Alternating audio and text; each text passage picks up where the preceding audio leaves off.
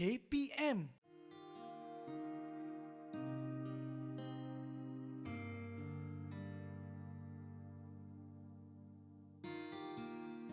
Assalamualaikum warahmatullahi wabarakatuh. Ahlan wa sahlan wa marhaban bikum. Apa khabar semua? Moga semua dalam keadaan yang baik-baik. Pada pagi ini kita bertemu lagi dalam slot motivasi pagi bersama dengan saya Dr. Kamilin Jamilin. Jadi insya-Allah pada topik hari ini kita akan berbicara tentang kelebihan dan keutamaan mengawalkan solat kita ataupun menyegerakan solat kita. Dalam kita berpuasa ni Allah dah didik kita supaya kita bersegera di dalam ketaatan kepada Allah, segera menunaikan segala perintah Allah. Jadi pada kali ini kita rintitan daripada itu, maksudnya daripada kita berpuasa di bulan Ramadan mesti akan ada banyak pengajaran-pengajaran yang boleh kita ambil bila kita sebut sebelum ini tentang bersegera dalam menunaikan ketaatan kepada Allah, sebagaimana kita bersegera dalam menunaikan sahutan berbuka awal, begitu juga dengan salat. Kerana antara nikmat dan kurniaan yang besar daripada Allah kepada kita, kepada para hamba-Nya, adalah Allah mudahkan kita untuk melakukan ketaatan, melakukan amal ibadah yang boleh menghampirkan diri kita kepada Allah Subhanahu wa taala. Dan antara ketaatan ataupun ibadah yang dituntut untuk nak kita bersegera melakukannya adalah melakukan salat 5 waktu. Maksudnya Allah tuntut kita untuk kita cepat-cepat kita bersegera untuk nak menunaikan salat 5 waktu. 5 waktu salat, tetapi kita boleh dapat banyak ganjarannya. Bersegera di dalam menunaikan salat 5 waktu antara satu ketaatan yang sering diambil mudah oleh ramai orang-orang yang menunaikan salat pada zaman ini.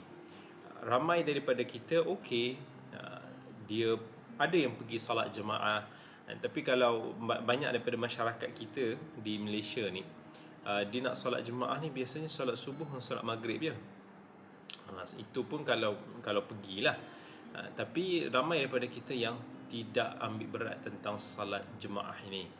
Ada juga yang pergi salat jemaah, tetapi mereka menanti-nanti sampai iqamat baru nak pergi salat, ataupun dia dah agak-agak nak dekat salat baru dia akan keluar gerak pergi ke masjid.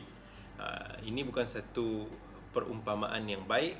Kalau kita tengok contoh para ulama silam kita yang terdahulu, bagaimana mereka bersegera dalam menunaikan salat, sebagaimana yang dikatakan oleh Adi bin Hatim, seorang sahabat Nabi radhiyallahu an. Kata Adi bin Hatim, dia kata, setiap kali masuk waktu salat aku akan berasa rindu untuk nak menunaikan salat. Itu bayangkan dia, perasaan ni kita ni pula kadang-kadang waktu salat ni kita rasa macam nak segera, di satu beban. Kita tak mau untuk nak menerima salat ni dengan hati yang terbuka. Nabi SAW bila salat ni dia rasakan kerehatan, ketenangan, sedangkan kita merasakan salat itu beban. Kalau boleh kita nak langsaikan beban kita itu macam kata sesegera yang mungkin. Dan bila kita dah solat tu baru kita rasa lega. Sedangkan Nabi dulu, para sahabat dulu, ketika mereka salat itu mereka merasakan kelegaan. Tengok apa kata Sa'id bin al-Musayyib, seorang tabi'in rahmatullahi alaih, yang berkata, ma adzana al-muadzinu mundu 30 sanah illa wa ana fil masjid. Dia kata, aku ni 30 tahun, setiap kali muazzin yang memberikan azan itu, dia azan, mesti aku dah ada dekat masjid. 30 tahun, never miss.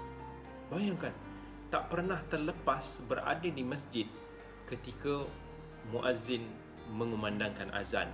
Kita pula, muazzin dah azan, belum lagi nak pergi, baru nak bersiap, nanti baru nak pergi. Tengok macam mana para ulama dulu, mereka bersegera dalam menunaikan salat. Kata Sa'id bin Musayyib lagi, وَمَا فَاتَتْنِي صَلَاةُ الْجَمَاعَةِ مُنْذُ 40 سَنَةً. 40 tahun lamanya aku tak pernah tertinggal salat berjemaah. wa ma nadartu ila qafa rajulin fi salah. Aku tak pernah melihat tengkuk seseorang itu ketika salat. Maksudnya nak bagi tahu, aku sentiasa berada di saf pertama. Kalau kita berada di saf kedua, saf ketiga ke belakang ni, kita boleh nampak orang di hadapan kita. Maksudnya dia kata aku tak pernah ada orang di hadapan aku. Maksudnya selain daripada imam lah. Subhanallah. Ini bagaimana para ulama dulu, para salafus salih dulu yang begitu bersungguh-sungguh dalam merebut kebaikan.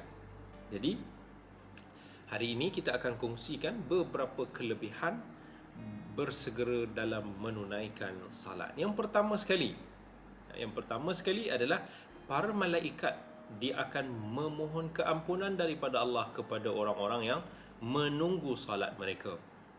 Sebagaimana dalam sebuah hadis yang diriwayatkan oleh Al-Imam Al-Bukhari dan Muslim menerusi hadis Abi Hurairah radhiyallahu an, Nabi sallallahu alaihi wasallam bersabda, "Al-malaikah tusalli ala ahadikum." Sesungguhnya para malaikat itu berselawat ke atas salah seorang daripada kamu, madama fi musallahu alladhi salla fihi. Selagi mana dia berada di tempat duduknya, maksudnya masa dia menunggu di tempat salatnya, para malaikat akan berselawat. Para malaikat berselawat ni macam mana? Dia akan mendoakan kita. Antara doa dia Nabi SAW beritahu, Allahumma ghfir lahu, Allahumma arhamhu.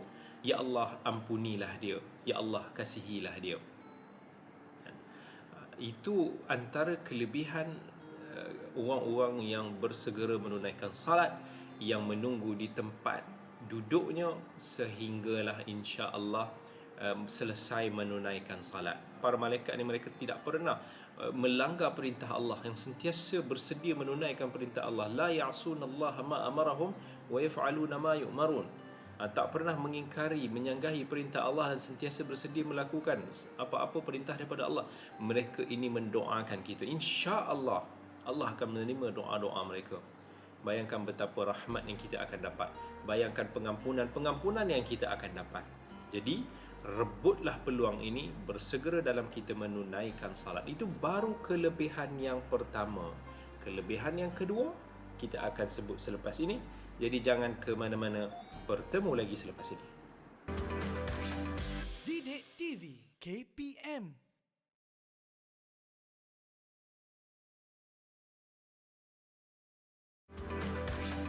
Didik TV KPM. Bertemu lagi kita dalam segmen yang kedua dalam episod kali ini. Hari ini kita tengah membicarakan tentang keutamaan bersegera menunaikan salat. Kita nak datang ke masjid cepat-cepat. Kita nak menunggu salat kita. Jangan biarkan salat yang ternanti-nanti kita. Kita kena yang ternanti-nanti salat. Okey. Tadi kita dah sebut tentang kelebihan yang pertama bersegera dalam menunaikan salat. Apa dia tadi kita sebut? Iaitu para malaikat berdoa dan berselawat ke atas kita. Yang kedua, apa kelebihan kita cepat-cepat menunaikan salat? Maksudnya kita bersegera pergi ke masjid menunaikan salat. Iaitu kita akan sempat insya-Allah dapat saf yang pertama. Kalau kita dapat saf yang pertama, insya-Allah kita dapat pahala yang besar. Kita akan dapat ganjaran besar yang Allah dan Rasulnya janjikan kepada kita. Dalam hadis riwayat Bukhari dan Muslim, menerusi hadis Abi Hurairah radhiyallahu an, Nabi sallallahu alaihi wasallam bersabda, "Law ya'lamun nas ma fi an-nida'i was-saff al-awwal, thumma lam yajidu illa an yastahimu alaihi lastahamu." Kata Nabi sallallahu alaihi wasallam, kalaulah manusia tahu kelebihan ganjaran-ganjaran yang Allah nak kurniakan kepada orang-orang yang azan, kepada orang yang dapat saf yang pertama, mesti manusia akan berlumba-lumba nak rebut, sampai Nabi kata tak ada cara lain melainkan dengan undian. Orang terpaksa mengundi siapa yang nak azan hari ini, siapa yang nak dapat saf yang pertama pada hari ini. Manusia mesti akan buat undi sebab besarnya pahala dia. Walau ya'lamuna ma fi at-tahjir lastabaqu ilayh, walau ya'lamuna ma fi al-'atamati was-subhi la atawhuma walau habwa. Nabi sebut lagi tentang kelebihan-kelebihan siapa yang datang sembahyang subuh, siapa yang datang sembahyang isyak dan semua, sampai dalam keadaan kita terpaksa dan kita uzur, kita sakit, kita merangkak tu, kita akan pergi. Bila Nabi kata perkataan merangkak, maksudnya orang yang merangkak ni orang-orang yang uzur, orang yang lumpuh, orang yang sakit, yang tak larat, mesti akan pergi juga sebab tahu ganjaran yang sangat besar di sisi Allah Azza wa Jalla. Baik, itu kelebihan yang kedua. Kelebihan yang ketiga, iaitu kita akan sempat untuk bertakbiratul ihram bersama dengan imam. Dan takbiratul ihram bersama dengan imam, itu Allahu Akbar, itu adalah sebaik-baik takbir, dan itu adalah kunci kepada salat. Sebagaimana Nabi SAW sabdakan dalam hadis riwayat At-Tirmidzi, Man salla lillahi arba'ina yawman fi jama'ah yudriku at-takbiratul ula kutibat lahu bara'atan, bara'atun minan nar wa bara'atun minan nifaq. Siapa yang dapat melakukan salat 40 hari dalam keadaan jamaah, dia sempat dengan takbiratul ihram yang pertama, maksudnya bersama dengan imam, maka akan ditulis baginya 2 perlepasan. Perlepasan yang pertama adalah perlepasan daripada api neraka, yang kedua perlepasan daripada kemunafikan. Maksudnya orang-orang yang awal ini tadi, insya-Allah Allah akan jauhkan dia daripada neraka, dan Allah juga akan jauhkan diri dia daripada sifat-sifat orang munafik. Kita tak mau jadi orang yang munafik. Orang yang munafik ni, kata Nabi SAW, bila dia berjanji, dia menipu. Bila dia maksudnya dia menyalahi janji dia. Bila dia berbicara, dia berdusta. Kita tidak mahu menjadi seperti orang munafik. Jadi bagaimana caranya? Antara caranya adalah sebagaimana yang disebutkan dalam hadis ini, kita selalulah datang awal, dapat takbiratul ihram bersama dengan imam. Itu kelebihan yang ketiga. Kelebihan yang keempat, kita akan sempat untuk nak merebut waktu yang mustajab doa kita. Ramai orang hari ini kalau dia nak doa dia mustajab, dia akan usaha untuk nak pergi Mekah, nak duduk depan pintu Kaabah, sampai kita tak ingat bahawa Nabi SAW sebenarnya ada bagi kita waktu-waktu yang mudah untuk nak kita rebut, waktu-waktu yang mustajab, yang kita boleh berada di tempat kita, di negara kita sendiri, mudah untuk nak kita lakukan. Dan waktunya itu apa yang Nabi SAW sebut adalah doa di antara azan dan juga iqamah. Itu antara doa ataupun waktu doa yang mustajab. Kita kena cuba untuk nak rebut. Dan ini berdasarkan kepada hadis yang diriwayatkan oleh Al-Imam Abi Dawud di dalam sunannya, bahawa Nabi SAW bersabda, "Ad-du'a la yuraddu bainal adhan wal iqamah."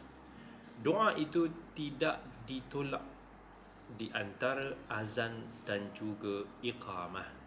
Jadi kalau kita pergi, kita duduk sementara menunggu imam ataupun muazzin itu iqamah, sebelum salat itu didirikan, kita duduk di tempat kita elok-elok, kita berdoa kepada Allah banyak-banyak. InsyaAllah sebarang doa yang kita inginkan, kita mohon. 5 waktu sehari Allah buka peluang ini. Rebutlah peluang ini, jangan sia-siakannya.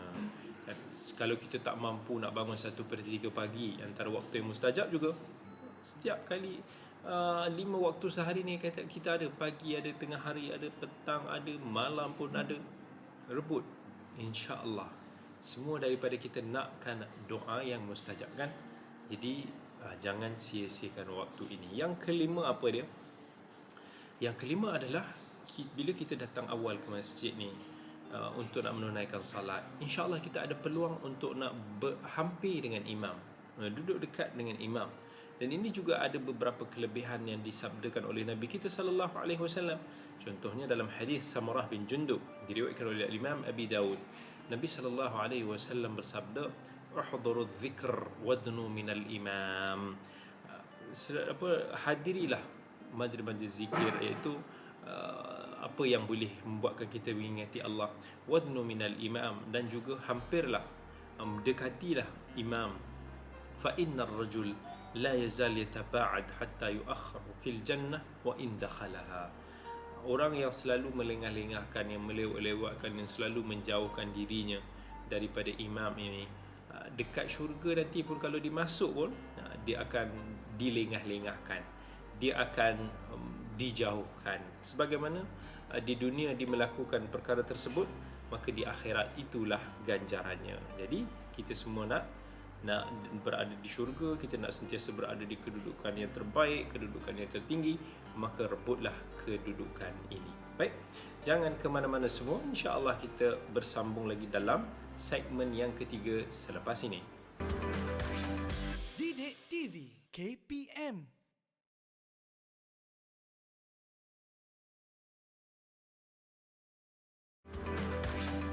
Didik TV KPM. Kita tengah berbicarakan tentang kelebihan-kelebihan menunaikan salat awal, ataupun bersegera menunaikan salat, ataupun berjemaah di masjid. Kita dah sebut 5 kelebihan. Harap-harap semua masih ingat lagi apa yang kita sebut tadi. Okey, so kita sambung lagi. Ada beberapa kelebihan yang terakhir ini, iaitu kelebihan yang keenam. Bila kita datang awal ke masjid, kita cuba untuk nak rebut kelebihan-kelebihan, peluang-peluang Allah berikan kepada kita ini. Antara kelebihannya adalah kita sempat untuk nak menunaikan salat sunat qabliyah. Salat sunat qabliyah ni maksudnya salat sunat sebelum daripada kita menunaikan salat fardu. Contohnya salat subuh, kita ada salat sebelum subuh yang dikenali sebagai salat fajr, sunatul fajr, yang Nabi SAW sebut kelebihan dia, raka'atul fajr khairun minad dunya wa ma fiha. 2 rakaat sebelum subuh ini, yang kita tunaikan salat sunat 2 rakaat sebelum subuh ni, Nabi kata lebih baik daripada dunia dan seisinya. Kalau kita kat dunia ni, kita nakkan istana, kita nakkan kereta mewah-mewah, kita nak itu, nak ini, nak ini, Nabi kata 2 rakaat subuh ni lebih baik daripada dunia dan seisinya. Tak payah nak fikir nak jadi billionaire. 2 rakaat sebelum subuh ni semua lebih baik daripada billionaire ni semua. Nabi SAW ni selalu dia akan melakukan salat 4 rakaat sebelum zuhur dan 2 rakaat sebelum zuhur. Dan Nabi SAW bagi tahu, man salla arba'an qabla adh-dhuhri wa arba'un ba'daha hurima alaihi an-nar. Siapa yang menunaikan 4 rakaat ataupun 4 rakaat salat sunat sebelum daripada salat zuhur, 4 rakaat selepas daripadanya, maka akan dihalang daripada neraka. Ini hadis riwayat Abi Dawud. Ini kelebihan besar.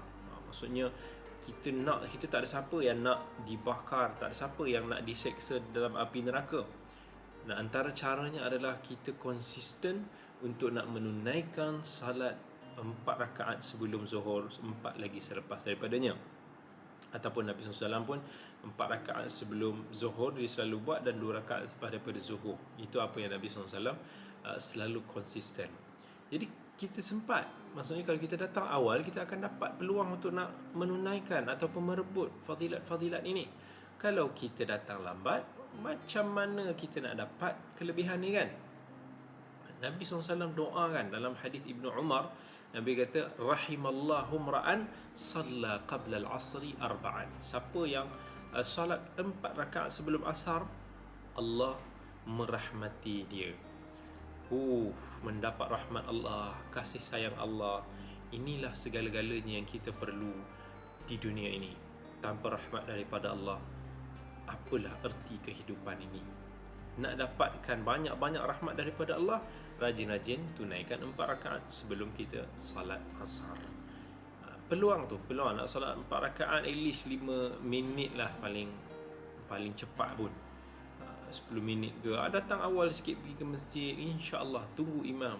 Masa tu sempat untuk nak kita melakukan salat-salat ni. Baik, itu yang keenam. Yang ketujuh, iaitu kalau kita datang awal ke masjid, kita akan dapat berjalan ke masjid dengan relax, dengan penuh ketenangan. Hari ini manusia bila lambat nak datang, dia akan berlari-lari, dia akan rushing nak pergi salat, terpaksa berlari, nak masuk saf, maksudnya berlari tu, nak pergi tu. Sedangkan kalau dia dah siap awal, dia datang awal, insya-Allah dia boleh datang ke masjid dalam keadaan yang tenang. Nabi SAW perintahkan kepada kita, idza sami'tumul iqamah famshu ila salah. Kalau kamu mendengar iqamah, maka berjalanlah menunaikan salat. Jangan berlari, slow, relax. Wa alaikum bis sakinati wal waqar. Nabi kata, hendaklah kamu ini tenang-tenang saja. Jangan duk tergesa-gesa, tak sempat menyempat. Jangan Nabi kata cepat-cepat. Apa yang kamu sempat salat bersama dengan imam itu, maka salat. Apa yang kamu tertinggal, maka sempurnakan.